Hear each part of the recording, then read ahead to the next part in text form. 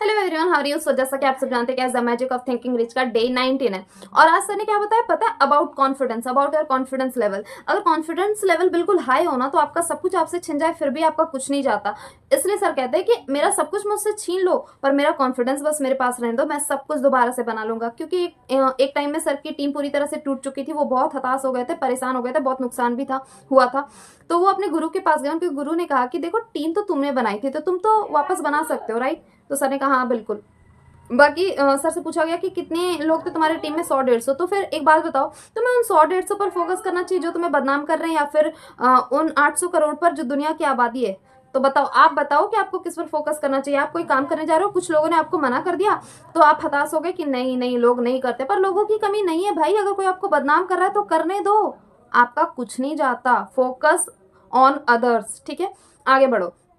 बाकी सर ने आइडेंटिटी के बारे में बताई। आइडेंटिटी आइडेंटिटी है ना, मतलब हम ना अपने दिमाग में बहुत सारे बिलीव्स बना के रखते हैं, like I am sick, I am poor, I am unhealthy, I am not intelligent, I am average, I am middle class, I am rich, I am etcetera etcetera, इस तरह करके। तो जब हम ये चीजें बार बार रिपीट करते हैं ये हमारी आइडेंटिटी एंड देन बिलीफ में कन्वर्ट हो जाता है। अब देखो, अगर आप शुरू से बोलते हैं कि आप मिडिल क्लास के हो तो क्या आपको क्या लगता है कि आप अचानक से बोलोगे आप रिच हो तो आपका दिमाग मानने को तैयार होगा? बिल्कुल भी नहीं। अगर आप कुछ ऐसा काम कर रहे हो जो बिल्कुल आपकी फैमिली के विरोध में, तो आपकी फैमिली में से 2% में भी मान जाए, लेकिन 98% लोग तो बिल्कुल रजिस्ट करेंगे ना उस बात का। तो सेम दिमाग भी करता है। 100 ट्रिलियंस होते हैं यहाँ पे, और 100% आप मान लो, और 100% में से 2% आपकी बात मान भी रहे, 98% नहीं मानता।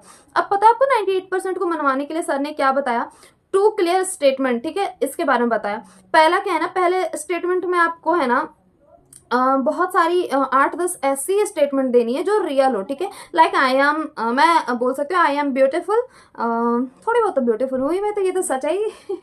बाकी I am confident, I am good at communication skill, I am good at sales, etcetera etcetera, ठीक है। तो ये सारी चीजें जब मैं सही वाले अफर्मेशन या फिर लाइंस खुद को बोलूंगी ना, उसके बीच में एक क्लियर स्टेटमेंट डाल देना है जो ख्याली पुलाव हो, आपका ख्याली पुलाव चलेगा। दिमाग को थोड़ा सा धोखा देना है। बहुत सारे अफर्मेशन बोलने हैं जो सच हो उसके बीच में घुसा देना। I am super rich, I am super healthy, ये सारी चीजें रिपीट करनी है। तो जब आप उन सब के बीच में एक किसी को, जैसे ये आपने सुना है कि बहुत सारी नोट की गड्डियां होती हैं, उन नोट की गड्डियों में हमें ना क्या करते हैं, कुछ फटी हुई पुरानी नोट्स घुसा देते हैं, तो पता चलता है क्या? नहीं। तो सेम वही चीज करनी है। और इससे क्या होगा ना कि आपका बिलीफ बनेगा, आपका दिमाग बिल्कुल ही उस लेवल पे जाएगा कि हाँ तुम रिच हो।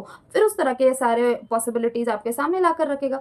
बाकी सर ने बताया कि वो फ्रूट्स वगैरह कभी नहीं खाते थे, ठीक है। तो उन्होंने विजन बोर्ड बनाया, चारों तरफ फ्रूट्स वगैरह ये वो, मतलब विजन बोर्ड, और फिर बहुत सारे चिट्स आप इधर उधर चिपका के रख सकते हो, जहां आपकी नजर जाए, जो चीज आपको अच्छा नहीं लगता उस चीज को लिखो, और बार बार वो आपके दिमाग में जाएगा, आप ऑटोमेटिकली वो चीजें करने लगोगे। अब देखो, आप है ना, बी समझदार, नॉट अच्छा आदमी, ठीक है। नॉट जस्ट अच्छा आदमी, आपको अच्छा आदमी नहीं बनना है, आपको सिर्फ समझदार बनना है। उसके साथ अच्छे बन सकते हो तो बनो। क्या है ना कि देखो, आपने अपना टाइम टेबल सेट करके रखा है और कोई बंदा आया बोला 8 बजे चलना, वहां पे चलना है, घूमेंगे, थोड़ा ऐस करेंगे, थोड़ा कोल्ड ड्रिंक पियेंगे, मूवी देखेंगे, है ना। तो आपने अच्छा आदमी होने के नाते मान लिया कि हाँ भाई चलो बोल रहा है तो चला जाता हूँ, लेकिन आपने अपना टाइम शेड्यूल बिगाड़ दिया। आपकी जो चीजें एक दिन छूट जाती है ना, वो फिर धीरे धीरे और बर्डन बनती जाती है, और वो जमा हो जाता है, मतलब इतना जमा हो गया आपका काम।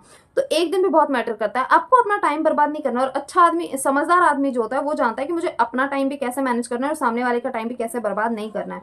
तो अच्छा आदमी नहीं, समझदार आदमी बनो। बाकी आपने देखा है कि जो रिच पर्सन होते हैं ना, वो ये नहीं सोचते कैसे करूंगा, कहाँ से लाऊंगा, क्या करूंगा, बिल्कुल भी ये सब नहीं सोचते। वो बस सोचते हैं कि मैं करूंगा, और वो करते हैं।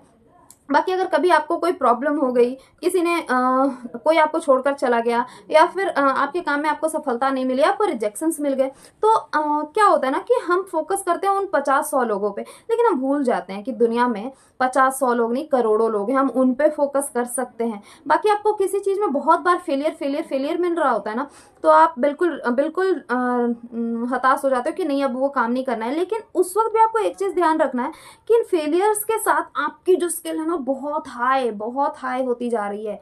तो इस पे फोकस करो, और जब रिजल्ट आता है ना, बाय गॉड, वो सारे फेलियर्स जो है ना, सबको सबको फीका कर देता है, फीका। वैसे मुझे भी इंतजार है अपने उस सक्सेस का, जब मेरे ये सारे फेलियर्स ना फीके पड़ जाएंगे। मैं भी बहुत डिमोटिवेट होती हूँ, लेकिन फिर भी I will try continuously. That's it guys. अगर आपको मेरी वीडियो पसंद आती है तो like share subscribe and comment करना बिल्कुल मत भूलना। Bye bye.